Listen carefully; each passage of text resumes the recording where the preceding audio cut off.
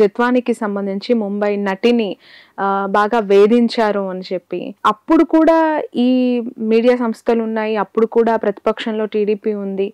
Sudden గా తెర మీదకి వచ్చింది వైసీపీ నుంచి, దీనిపై పెద్దగా ఎవరు మాట్లాడుతున్న పరిస్థితులు లేదు, అదంతా కూడా ఫేక్ అని చెప్పి కొట్టిపారేస్తూ ఉన్నారు. డెఫినెట్ గా, ఎందుకంటే ఇప్పుడు గోరంట్ల ఉదంతం అప్పుడే విపక్షంలో ఉండడం వచ్చింది, దానికి ఎవరు అడ్డు చెప్పలేదు కదా. అట్లాగే గంట అరగంట కొన్ని ఉదంతాలు ఉన్నాయి, అవి కూడా బయటపడినాయి కదా.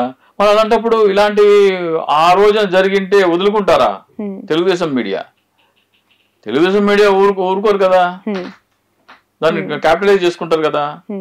సో ఈ రోజున ఆమె మీద ఎందుకు అనుమానాలు వస్తాయి అంటే, ఆమె గతంలో కొంతమంది వ్యాపారవేత్తల పిల్లలతో ప్రేమాన్ని నడిపి వాళ్ళ దగ్గర డబ్బులు వసూలు. ఐఏఎస్ ఐపీఎస్ లో పాత్ర ఉంది ఇందులో, ఒక నాయకుడు దీని వెనక ఉండి నడిపించారు, వేధించారు అని చెప్పి పదే పదే వైసీపీలో ఉన్న కొంతమంది పెద్దల పైన ఎందుకు టార్గెటెడ్ గా స్టోరీస్ నడపడం గానీ, ఆరోపణలు చేయడం గానీ జరుగుతుంది అంటే చెప్తున్నా కదా. ఇప్పుడు అది నిజంగా జరిగిందా లేకపోతే ఆమెను తీసుకొచ్చి అలా చెప్పిస్తున్నారా మనకైతే తెలియదు.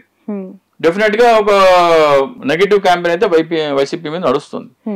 వైసీపీ మీద నడుస్తుంటే ఇప్పుడు ఏమి చేయని అమ్మాయి వచ్చి ఇలా చేశారు నన్ను వేధించారని చెప్పంటే చెప్పదు. డబ్బు కోసం ఏమైనా చేసే వాళ్ళు వచ్చి చేస్తే వాళ్ళు వస్తే చెప్పచ్చు. ఇది ఇటువంటి సంఘటనలు గతంలో ఆమె బ్యాక్గ్రౌండ్ చూస్తే అటువంటివి ఆమె డబ్బుల కోసము కొంతమందిని ట్రాప్ చేసి కోర్టులో కేసు వేసి వాళ్ళని వేధించిన ఇవన్నీ వార్తలు ఉన్నాయి. మరి వాటిలో కూడా వాస్తవాలు ఎంతో మనకు తెలియదు. కానీ ఇవన్నీ చూస్తే ఫర్ ఎగ్జాంపుల్ పృథ్వీ ఉన్నాడు, పృథ్వీ ఉదంతం ఒకటి జరిగింది, గోరంట్ల ఉదంతం జరిగింది, వాళ్ళకి ఎవరు సపోర్ట్ రాలేదు. అనంతబాబు గారి ఇష్యూ కూడా ఒకటి, అనంతబాబు ఇష్యూ కూడా ఒకటి.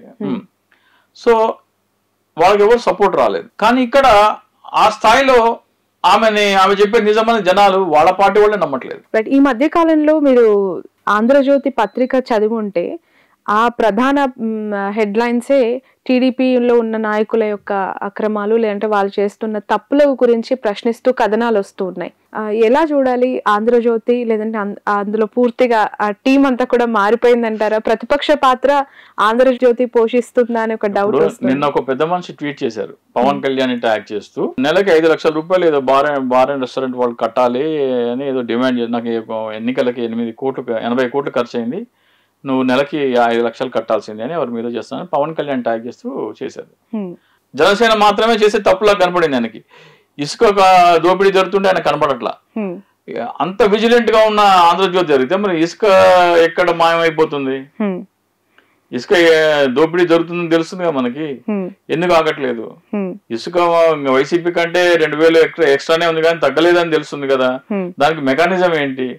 సో వార్తలు ఎందుకు వస్తున్నాయి, దాని వల్ల ప్రయోజనం ఏంటి అనేది కూడా చూడాలి మనకి.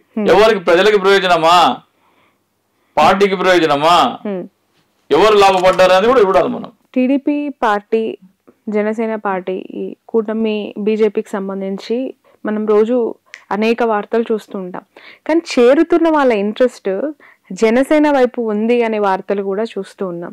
ఈ జనసేనలో చేరికలు అనేది, అంటే పెద్ద పెద్ద లీడర్లు ఒకవేళ జాయినింగ్ స్టార్ట్ అయితే ఎలా ఉంటుంది ఆ కూటమి సస్టైనిటీ అనేది? నెక్స్ట్ 5 years డ్రైవ్ ఎట్లా ఉండబోతుంది అంటారు? నేను చంద్రబాబు నాయుడు దగ్గర నేర్చుకోవడానికి నేను సిద్ధపడుతున్నాను అంటే, ఇప్పట్లో పవన్ కళ్యాణ్ ఇండివిజువల్ ఎంటిటీగా వచ్చే ఉద్దేశం అయితే ఏం లేదు.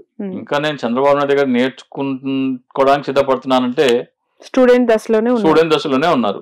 సో గతంలో కూడా ఎన్నికల కంటే ముందు కనీసం 10 సంవత్సరాలు ఈ పొత్తుండాలి అన్నారు. సో 2029 ఎన్నికలు కూడా పవన్ కళ్యాణ్ ముఖ్యమంత్రి అయ్యే ఇదేమీ లేదు, అవకాశం లేదు, ఇంటెన్షన్ పవన్ కళ్యాణ్కి లేదు. నా సిద్ధాంతం ప్రకారం జనసేన పార్టీ పవన్ కళ్యాణ్ కాదు, అది వేరే థియరీ అసలు. దానికి నేను ఇవ్వాల్సిన దాన్ని నేను సబ్స్టాన్షియేట్ చేయడానికి బోల్డన్ని విషయాలు చెప్పగలను. కానీ మనము మాట్లాడుకుంటే ఆ దిశగా ఎటువంటి చర్యలు కూడా కనపడుతున్నట్టు లేవు. పవన్ కళ్యాణ్ తన బ్రాండ్ చూపించుకోవాలంటే, ఫర్ ఎగ్జాంపుల్ నిన్న గుడ్డవల్లేరు ఉంది కదా, గుడ్డవల్లేరులో కందులు దుర్గేష్ వెళ్ళేసేసి అక్కడ ఏంటో విషయం చూడమని, ఒక ప్యారలల్ గవర్నెన్స్ మీద ఒక విజిలెన్స్ లాగా ఉంటే ఆయన పట్ల జనాదరణ పెరుగుతుంది. అంతేగాని ఎల్జీ పాలిమర్స్ లో జరిగితే ఒక మాట, ఇప్పుడు అశోకం జరిగితే ఇంకో మాట మాట్లాడి చెత్త పని వేసే ప్రభుత్వం, చెత్త ప్రభుత్వం అని దానికంటే పెంచి జగన్మోహన్ చేసి ఈ రోజు వరకు తెలుగుదేశం చేసిందంటే జగన్మోహన్ రెడ్డి చేసిందే ఇంకొంచెం పెంచి చేస్తుంది. ఇస్తామన్న హామీలు కూడా ఏంటి, జగన్మోహన్ రెడ్డి చేస్తే శ్రీలంక అయిపోతుంది, వెనెజువేలా అయిపోతుంది అని చెప్పిన వాళ్ళు ఆయన రూపాయి ఇస్తే మేము 3 రూపాయలు ఇస్తామన్నారు.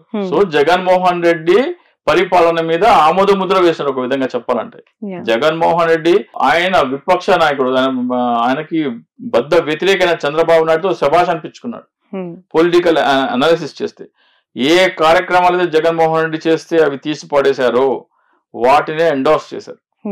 ఇది కరెక్ట్ అన్నారు. Right, thank you so much అండి చింతా రాజశేఖర్ గారు. మీరు చేస్తున్న ఈ ఫైట్ అంటే వీవీప్యాట్స్ కి సంబంధించి చాలా రోజుల నుంచి మీరు అనేక ఛానళ్లలో దీనిపైన మాట్లాడుతూ ఉన్నారు. బట్ ఆ ప్లాట్ఫామ్ ని ఎక్కువగా యూజ్ చేసుకోవాల్సింది, యూటిలైజ్ చేసుకోవాల్సింది ప్రతిపక్షంలో ఉన్న వైఎస్ఆర్సీపీ. ఆ నాయకుడు ఎలా స్పందిస్తారు, ఎట్లా ముందుకెళ్తారు? ఎందుకంటే మీరు మాట్లాడిన తర్వాత చాలా మంది ఎమ్మెల్యేస్ కి కూడా అనేక డౌట్స్ ఉన్నాయి. అఫ్ కోర్స్ నిన్న రోజా గారు కూడా అన్నారు ఇలాంటి మ్యాండేట్ వస్తుందని ఊహించలేదు, చాలా షాకింగ్ రిజల్ట్ ఇవి అని ఇప్పుడు కూడా డైజెస్ట్ చేసుకోవట్లేదు. ఇలాంటి వాళ్ళందరూ ఒక్కతాటిపైకి వచ్చి దీనిపైన ఫైట్ చేస్తారా, ఎట్లా ఉండబోతుంది అనేది? అంటే 3 నెలలు చాలా పెద్ద టైం అండి. ఇంకా మీరు ఆలోచిస్తూ మినమేషాలు లెక్కించుకుంటే, ఫస్ట్ ఆఫ్ ఆల్ మీరు ఈ ఓటమిని యాక్సెప్ట్ చేస్తున్నారా, అంగీకరిస్తున్నారా, ఇది ఆమోదిస్తున్నారా? పీపుల్ ఇచ్చిన మ్యాండేట్ 11 మీరు యాక్సెప్ట్ చేస్తున్నారా లేదా అని నాకైతే కనబడట్లేదు. నాకైతే 110 కనబడుతుంది.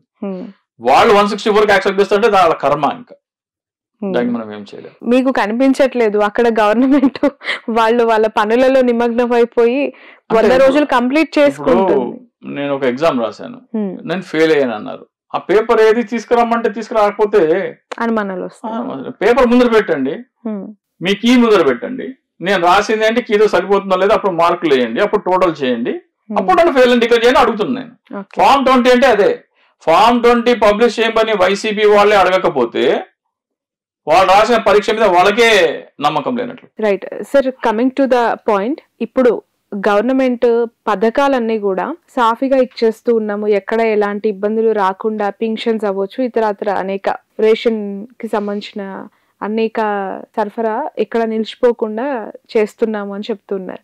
సో ఈ ప్రాసెస్ లో ఎక్కడ వాలంటీర్లు అనేది తగలలేదు. ఇకపై వాళ్ళ అవసరం లేకుండానే ముందుకెళ్లే అవకాశం కూడా కనిపించేలా ఉంది. ఇప్పుడు చంద్రబాబు నాయుడు ఏమన్నారు, మీ శాలరీ 5,000 నుంచి 10,000 చేస్తా అన్నాడు. వాళ్ళు నమ్మారు. వాళ్ళకి ఇప్పుడు అసలు వాలంటీర్ వ్యవస్థ లేదు. ఇప్పుడు జన్మభూమి 2.0 తీసుకొస్తారు, 2.0 ఏదో చెప్తున్నారు ఆయన. ఆ జన్మభూమి వాళ్ళకి ఈ వాలంటీర్ వాళ్ళ బాధ్యతలు అప్పచెప్పొచ్చు. నంబర్ 1. పెన్షన్ కూడా ఇంటికి వచ్చే పెన్షన్ నాకు తెలిసి ఇప్పుడు రావట్లేదు. కొన్ని చోట్ల అయితే వీళ్ళు ఆఫీస్కి వెళ్తున్నారు, కొంతమంది సెక్రటరియట్ సిబ్బంది వచ్చిస్తున్నారు. పెన్షన్లు కూడా దాదాపు 67,000 నుంచి 75,000 వరకు కట్ అయిపోయినాయి 3 నెలల్లోనే.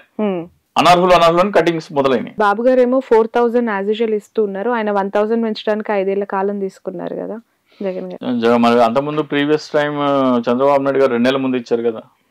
జగన్మోహన్ రెడ్డి గారు ఆయన తీసుకున్నారు, కాదని అంటలేదు. ఈయన డైరెక్ట్ గా పెంచేశారు. కానీ దాంట్లో అనర్హులనే ఒక కోత పడుతుంది.